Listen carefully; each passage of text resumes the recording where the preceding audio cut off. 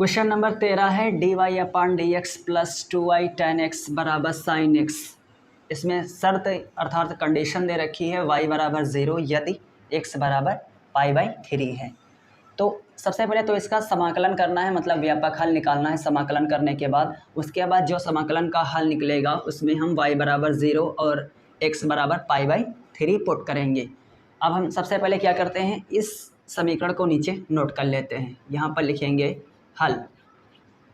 ये हो जाएगा d y upon d x plus 2y tan x बराबर साइन एक्स। जो दे रखा है मैंने वही नोट किया है। अब इससे पहले की वीडियोस में 9.6 का जो प्रश्नावली है इसी के कुछ क्वेश्चन में दिया हूँ, उसका सलूशन दिया हूँ। तो उसमें एक फार्मूला लगा था, जाके वीडियोस में देख लेना। उसमें लगा है d y upon d x plus p y बराबर क्यू। एक ये था और दूसरा था इंटीग्रेशन, जो फैक्टर था वो था ई की power integration P D x. और फिर इसका जो समीकरण था y इंटू इंटीग्रेशन फैक्टर बराबर integration Q into integration factor plus यहाँ पर था डी एक्स प्लस सी। ऐसे ही कुछ फार्मूले थे इस टाइप के क्वेश्चन को हल करने के लिए। तो हम क्या करेंगे, इस वाले समीकरण से इसके कंपेयरिंग कर देंगे, फिर इंटीग्रेशन फैक्टर निकालेंगे। इंटीग्रेशन फैक्टर जब निकल जाएगा उसके बाद इस वाले इक्वेशन में पुट कर देंगे। तो सबसे पहले हम इससे पी वाई से इसको हम कंपेयरिंग करेंगे। तो ये हो जाएगा पी वाई बराबर 2y tan x। तो यहाँ से हम देखते हैं y और y कैंसिल हो जाएगा, तो ये बचेगा सिर्फ p बराबर tan x। अब हम क्या करेंगे, p बराबर 2 tan x निकला है, चूँकि इंटीग्रेशन फैक्टर जो होता है e की power integration P D x. तो यहाँ पर लिखेंगे इंटीग्रेशन फैक्टर बराबर इंटीग्रेशन की पावर p डी एक्स बराबर हो जाएगा, इंटीग्रेशन करेंगे ऊपर वाले जो पावर है इसका इंटीग्रेशन करेंगे e की power P D x. P की वैल्यू है 2 tan x, 2 बाहर कर लेंगे और ये हो जाएगा डी एक्स और tan x और डी एक्स। चूँकि हम जानते हैं कि जो इंटीग्रेशन tan x dx का जो फार्मूला होता है तो ये होता है log sec x प्लस सी। ये जो इंटीग्रेशन का फार्मूला होता है tan x का वो होता है log sec x। तो यहाँ पर हम क्या लिखेंगे कि इसका जब इंटीग्रेशन कर देंगे तो ये हो जाएगा e की पावर 2 है, 2 लिखा रहने देंगे, 2 log sec x, 2 log sec x। फिर ये लिखेंगे हम बराबर, ये जो पावर है अंदर चली जाएगी तो ये हो जाएगा e की power log sec square x। और फिर इसका जो फाइनल निकलेगा तो ये हो जाएगा इंटीग्रेशन फैक्टर बराबर sec स्क्वायर x। क्योंकि ये e की पावर जो log x होता है, e की पावर मान लेता हूँ कि log x है। यहाँ पर मैं एग्जांपल दे देता हूँ, e की पावर अगर दे रखा हो log x तो इसका जो फाइनल निकलता है ये x ही होता है, क्योंकि इससे पहले की वीडियो में बता चुका हूँ कि कैसे ये होता है। अब यहाँ पर इंटीग्रेशन फैक्टर मेरा निकल चुका है। अब चाहिए हमें क्या, क्यू। तो यहाँ पर हम क्यू भी निकाल लेता हूँ। क्यू बराबर दे रखा है साइन एक्स, क्यू बराबर है साइन एक्स। इंटीग्रेशन फैक्टर भी मिल चुका है मुझे और क्यू भी मिल गया है। अब उठा के दोनों वैल्यू इसमें हम पुट कर देंगे। तो ये हो जाएगा y इंटू इंटीग्रेशन फैक्टर बराबर इंटीग्रेशन फैक्टर क्रॉस मतलब गुणे q into d x plus c. तो बराबर इंटीग्रेशन फैक्टर क्या निकला है, सेक स्क्वायर एक्स। तो ये हम लिख देंगे यहाँ पर सेक स्क्वायर एक्स और क्यू की वैल्यू है साइन एक्स। तो यहाँ पर हम लिख देंगे इंटू साइन एक्स और हो जाएगा डी एक्स प्लस सी इक्वल सिंबल लगाएंगे। उसके बाद क्या लिखेंगे, ये सेक स्क्वायर एक्स है, इसको हम बटे में कर सकते हैं, मतलब एक नीचे का कर दें तो ये हो जाएगा sec x upon cos x into sine x और डी एक्स प्लस सी। तो इसको हम क्या लिख सकते हैं, साइन अपान कास्ट मतलब tan एक्स इंटीग्रेशन ये हो जाएगा tan x into sec x और डी एक्स प्लस सी। चूँकि हम जानते हैं कि इंटीग्रेशन सेक एक्स और tan एक्स डी एक्स का जो निकलता है वो सिर्फ और सिर्फ सेक एक्स प्लस सी होता है। सेक एक्स tan एक्स का जो समाकलन होता है वो सेक एक्स होता है। तो अब हम क्या करेंगे, यहाँ पर जो उसका आंसर समाकलन निकलेगा तो ये हो जाएगा इंटीग्रेशन, हटा देंगे उसका इंटीग्रेशन मतलब समाकलन कर दें तो ये हो जाएगा सिर्फ और सिर्फ सेक एक्स और प्लस सी ऑलरेडी है तो हम प्लस सी लिख देंगे।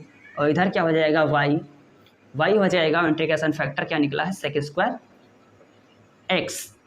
अगले स्टेप में हम क्या करेंगे, यहाँ पर y सेक स्क्वायर एक्स बराबर सेक एक्स प्लस सी है, तो इसको हम एक सेक स्क्वायर एक्स जो है डिवाइड में कर देंगे, ये दोनों डिवाइड में हो जाएगा, तो ये निकलेगा y बराबर सेक एक्स अपान सेक स्क्वायर एक्स प्लस सी अपान सेक स्क्वायर एक्स। तो लिख देंगे y बराबर एक सेक एक्स से एक सेक एक्स कैंसिल हो जाएगा, तो ये सिर्फ बचेगा 1 अपान सेक एक्स और उसमें बचेगा प्लस सी अपान सेक स्क्वायर एक्स।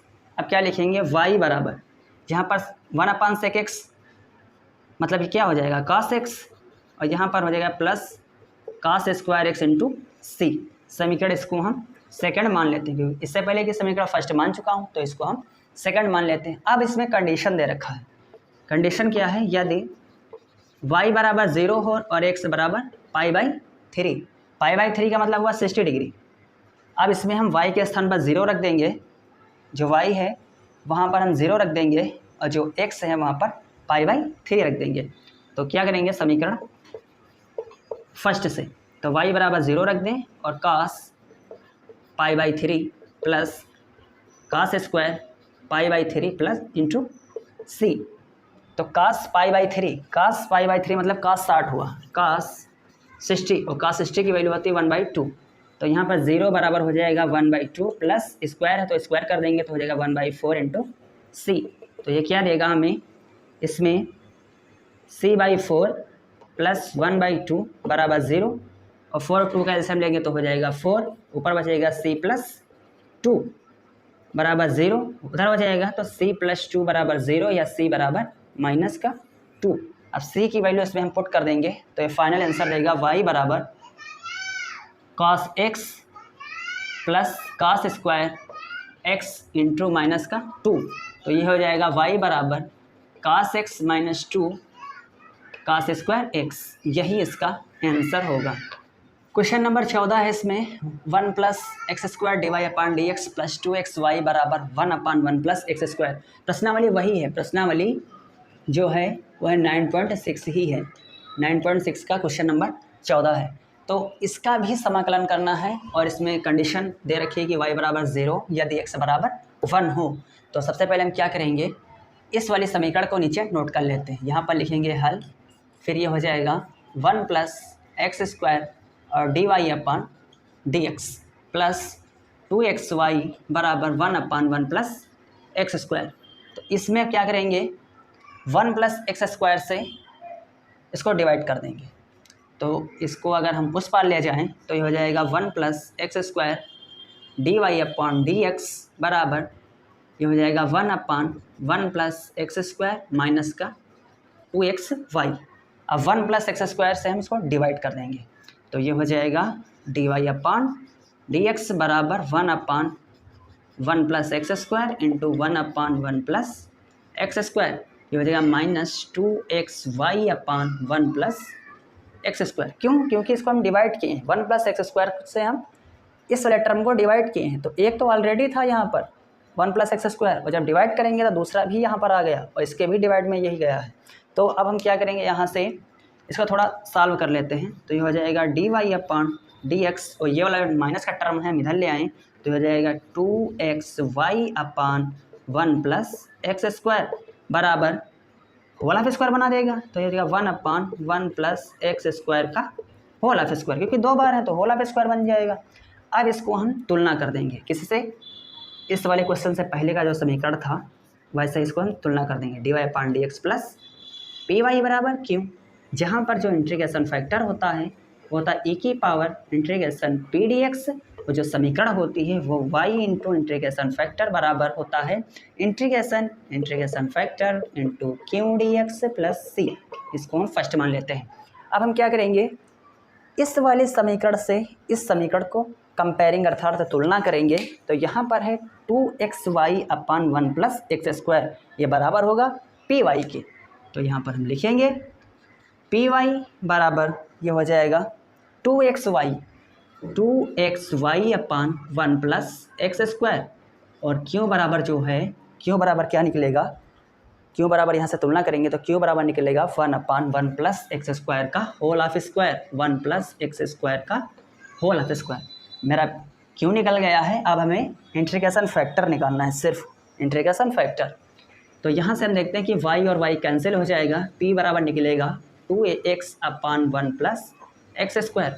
चूँकि जो इंटीग्रेशन फैक्टर होता है, इंटीग्रेशन फैक्टर बराबर e की पावर p dx। तो यहाँ पर हम p की वैल्यू पुट कर देंगे। तो p की वैल्यू हम जब पुट करेंगे तो ये हो जाएगा e की पावर p क्या है 2x/1 प्लस एक्स स्क्वायर और यहाँ पर dx। अब इसका हमें समाकलन करना है पावर में ही। तो यहाँ पर हम क्या लिखेंगे 1 प्लस एक्स स्क्वायर बराबर t मान लेते हैं। तो ये हो जाएगा 2x बराबर dt/dx या 2x इंटू dx बराबर हो जाएगा dt। तो ऊपर हम देखते हैं कि 2x और dx जो है वो dt के बराबर हो जाएगा। तो ये हो जाएगा इंटीग्रेशन फैक्टर बराबर e की पावर 2x से dx के स्थान पर हम dt लिख देंगे। तो ये हो जाएगा dt और नीचे बटेगा सिर्फ बचेगा t। तो हो जाएगा t बराबर e की पावर हो जाएगा log t। तो फाइनल सिर्फ देगा t। तो ये हो जाएगा इंटीग्रेशन फैक्टर बराबर t और t बराबर हम मान चुके हैं 1 प्लस एक्स स्क्वायर, अर्थात इंटीग्रेशन फैक्टर जो निकला मेरा 1 plus x square integration factor मिल गया और क्यों की भी वैल्यू मिल चुकी है। अब हमें सिर्फ और सिर्फ इस वाले समीकरण में पुट करके इसका समाकलन करना है। जाएगा y1 प्लस एक्स स्क्वायर बराबर इंटीग्रेशन, अब यहाँ पर लिखेंगे 1 प्लस एक्स स्क्वायर और क्योंकि जो वैल्यू है 1/1 प्लस एक्स स्क्वायर का whole of square, 1/1 plus x square का होल ऑफ स्क्वायर और यहाँ पर लिखेंगे dx कांस्टेंट है c।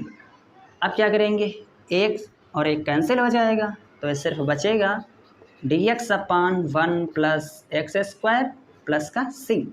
क्योंकि हम जानते हैं कि जो इसका फार्मूला एक होता है, लिख देता हूँ मैं यहाँ पर, यह होता है dx/x square plus a square. ये फार्मूला होता है 1/a tan inverse x/a plus c। ये फार्मूला होता है 1/a tan inverse x/a plus c। तो यहाँ पर 1/a, a का मतलब हुआ 1 और जो x है वो x ही रहेगा। तो जो फाइनल देगा तो ये हो जाएगा tan इनवर्स x और ये प्लस c और इधर है सिर्फ y 1 प्लस एक्स स्क्वायर। अब y बराबर हम निकाल लेते हैं, y बराबर हो जाएगा tan inverse x/1 plus x square plus c/1 plus x square. समीकरण मान लेता हूँ सेकेंड, समीकरण